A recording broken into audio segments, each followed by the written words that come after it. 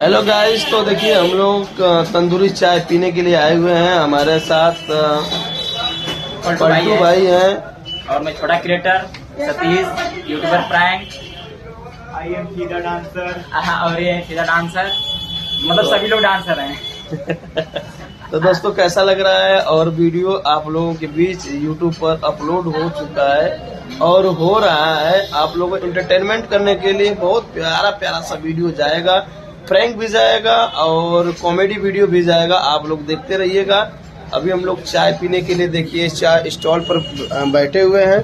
आप लोग चाय पियेंगे, तंदूरी चाय, तंदूरी तड़का पियेंगे।